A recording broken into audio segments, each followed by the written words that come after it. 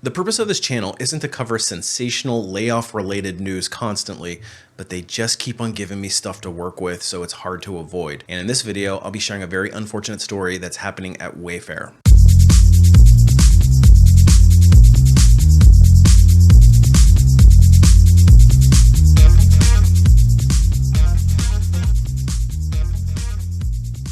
When I started this channel, my mission was to bring you layoff-related news, but also couple it with recruiting advice and how to get a job more quickly and efficiently. And over the past 3 years, we've seen everything seem to go haywire in this job market.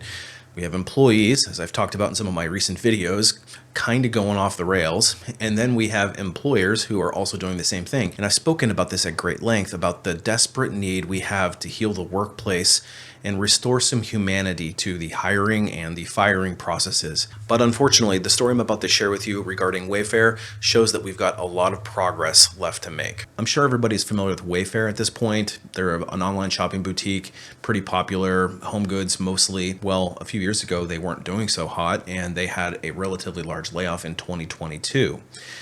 Flash forward to this past year, apparently things have gone much better. They've recovered and they had a really strong year in sales.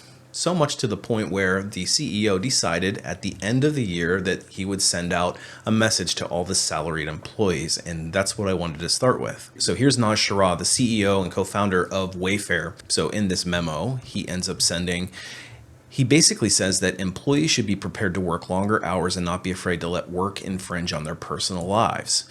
He goes on to say, working long hours, being responsive, blending work and life is not anything to shy away from. There is not a lot of history of laziness being rewarded with success, and to some degree I probably would agree with that. And hard work is an essential ingredient for any recipe of success, and again I'd probably agree with that too. He says, I embrace this, and the most successful people I know do as well. And apparently he's well known for his neologisms or his sayings on workplace culture that he wanted to clarify as well in this memo. The one that I would reference here is that I heard that Niraj said that he does not think we should be working late. And I would suggest that this is laughably false, the CEO clarifies. Hard work is an essential part of success and the key part of getting things done. And get this part, everybody deserves to have a great personal life.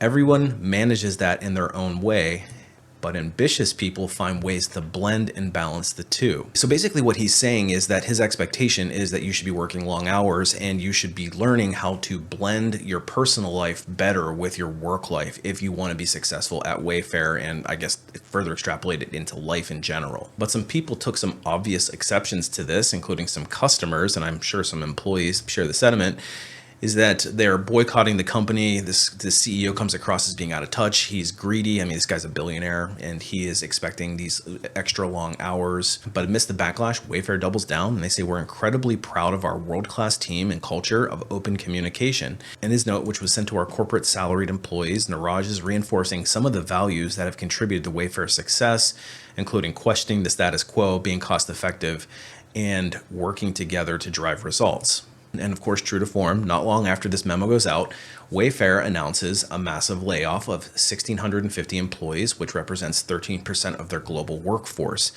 And this move is expected to save more than $280 million annually. So this record year, you have the CEO coming in and saying he expects people to learn how to blend their work and their personal lives better and put more hours in if they want to be successful.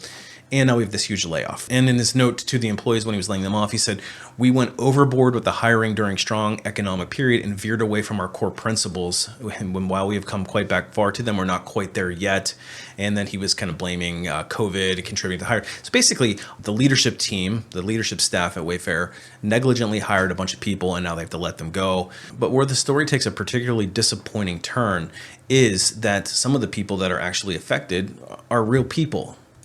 So I came across this posting by this woman. Her name is Andrea, and she's posted on LinkedIn that she was caught up in the Wayfair layoffs. So she was terminated from Wayfair while on disability. And her story goes, on January 19th, which is about a week ago as I record this, while getting ready in the morning to go to her chemotherapy treatments, she received a message from a friend saying, were you impacted by the Wayfair terminations? And she said, I was shocked by this questioned and quickly responded, "Can I be terminated while I'm on disability?" And to her shock and horror, she found out that she had indeed been laid off through a work email and didn't even check it while she was on disability. She's literally heading in to get chemotherapy treatments and gets this email. So they don't even have the decency of calling her, informing her, they can face-to-face or any of that stuff, just like we've talked about kind of ad nauseum. Here we have another employer who feels that this is the appropriate way to lay off their staff. She says, "I'll admit that I and possibly every other Wayfair employee had started questioning the integrity of Wayfair's leadership after seeing this email that went out by the staff," and that's the one we just referenced, "where he gaslights staff and essentially suggests that ambitious people must work long hours and find ways to blend work and life, and that to do anything other would be lazy." And she goes on to say, "To make a bad situation worse, I was not sent an actual termination letter until several hours after the initial email," which is really an invitation to a meeting for the staff who had been impacted. And to say this would raise, obviously she's dealing with a lot of anxiety and all of this stuff. And when the termination letter did finally come that afternoon, it did not address my unique circumstance. I mean, she's literally on disability, getting active cancer treatment when this layoff happens, which meant that I would have to arrange a meeting with HR the following week. So I had to suffer through the weekend. I mean, that's the worst feeling, knowing that you don't have a job, all of the question and the doubt that's going through your mind, and you have to try to get on HR's calendar. And as you've seen in some of the other videos, HR is not necessarily the most accessible in these types of cases. And if it wasn't that bad enough, I would later come to find out that my situation was not even contemplated. They didn't even consider what she was going through, or the fact that she was on disability, or even just from the human element, the fact that she's dealing with one of the most stressful health-related situations you can experience in your entire life. And they didn't even think about that and what the layoff would actually do, let alone the impact of a layoff while somebody's on disability and all that stuff. And we'll talk about that in just a second. I was simply put a number on a balance sheet. And that's the cold hard reality, is you're a number on a spreadsheet somewhere behind the scenes. And this idea of corporate loyalty is literally, it's just out the window. There's no such thing as corporate loyalty anymore. The small matter of my stage 4 diagnosis. So she's not even like a little sick. Stage 4, you're pretty advanced. The small matter of my stage 4 diagnosis had me fighting for my life. Did not even matter to them. And to her point, my health insurance is most critical at this time. When you get laid off in the middle of a disability, typically there's a severance that would go out and you end up having to go on COBRA. If you're not familiar with what COBRA is, it's a continuation of benefits that they offer to employees. It's a law. They have to offer this. And it's for a certain period of time that they have to offer you the same benefits that you enjoyed while you're an employee. But there's a big stipulation here. The stipulation is that it's at your 100% cost. And normally through employer-funded health programs, the company is paying a lion's share of the medical premiums, and it doesn't feel like it because you see your paycheck and how much they take out. But if you ever go shop on the open market, especially at their level of benefits, which I'm sure Wayfair probably had decent benefits, it's very expensive. So when it turns over to COBRA, now suddenly you're on the hook for the entire thing. There is no more cost sharing. They just have to offer you the benefit. They don't have to share any cost. So the cold hard reality for her is she's in the middle of cancer treatments, which are extraordinarily expensive to begin with, whatever her deductible and total out-of-pocket costs and all of that kind of stuff. But now she's faced with paying the entire premium for her medical insurance, let alone all the other stuff that's on her benefits package. So this is as catastrophic as it can get for somebody in her situation. She's literally in dire straits with I mean, this could be a catastrophic situation financially for her, let alone the health impact. And if you're in stage 4, now you're dealing with all the additional stress of this. What's that going to do to, if she looks like she's fighting breast cancer, and I really hope that she pulls through. But when you're dealing with this level of pressure and stress, from just even getting the medical treatment, what does being laid off end up doing to you in addition to that? I can't imagine this would be helpful for her recovery. And not to mention, what's she going to do? Is she going to go off and get another job while she's in the middle of chemotherapy and cancer treatments, where she's completely disabled from life because she's fighting for her life? And now because of Wayfair's very untimely layoff, she's placed into a very, very difficult situation. And the fact that nobody at Wayfair, the human resource department, the leadership team, the fact that nobody raised their hand and said, hey, wait a minute, this is probably not a good thing to do, especially for this one particular employee. Can we make an exception here, or at least delay it by some level or something?